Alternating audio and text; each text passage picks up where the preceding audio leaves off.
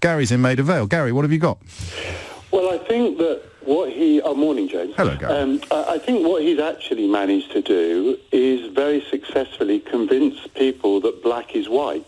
Yes. And then not realise that they didn't realise that it was black or white. Like an alchemist, he says things knowing that it doesn't matter if it's true, because he's got the gold dust sprinkler that will change it. I mean, you know, the ERG categorically turned down May's deal because of Ireland. And he's managed to go in there, have a glass of wine, and now that's not at all important to them.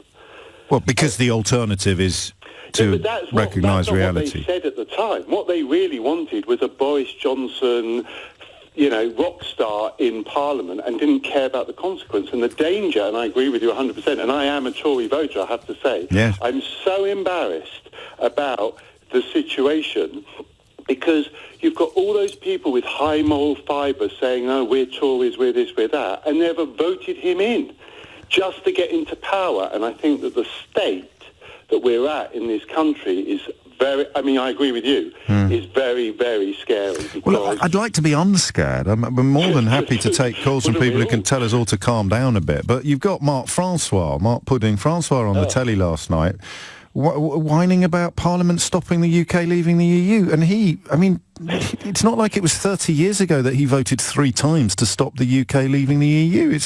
The lunatics have taken over the asylum. Well, absolutely. And the thing is, ironically, I voted for Brexit. Okay. Fair enough. And I have been trying to ring you, but I haven't really got around to it. But the reason I wanted to tell you what I know, I know. Carry on. It's not really the subject for today, but the reason I voted for Brexit was I was given a choice. Do you want to in or out? And I thought to myself, for 40 years, all I hear about is we want to be on the outside of this, we don't want the euro, we don't want this. And I never went into the detail, and I'm embarrassed about it. No, don't be. Of what the impact is. Yes. 3 years on, it is obvious that the middle ground in this country must realise they underestimated the issue. It doesn't matter whether they got it right or wrong, they underestimated it.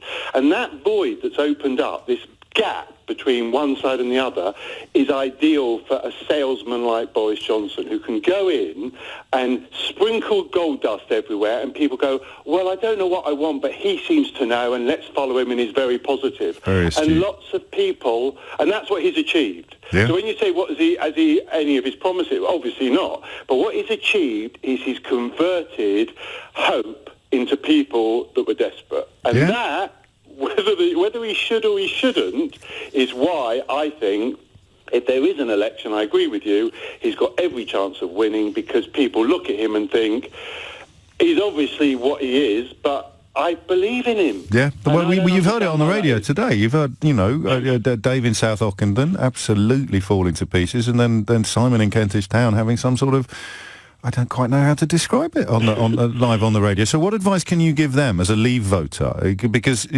presume that they're capable of changing their mind, and of course not everybody is. I think, unfortunately, when you get to this state, unless you get a competing force to Johnson, they're just going to have to learn by that error. I don't think there's any way you can change it. And I know that's very depressing, but I just think that people deep down know where they're at mentally, but they can't do it yet. Their only key to the door is him at the moment. That's the problem. Well, the only thing that lets them cling to the notion that they didn't make a terrible mistake back in 2016, which is what makes the conduct of people like Sajid Javid, who, where's this article here? Here you go. The only thing leaving the EU guarantees is a lost decade for British business. I haven't heard Sajid Javid explain his change of heart while he was doing the rounds to all the studios this morning. I presume he was asked about it. Gary, better late than never. I'm glad you got through. I'm sorry we didn't have longer.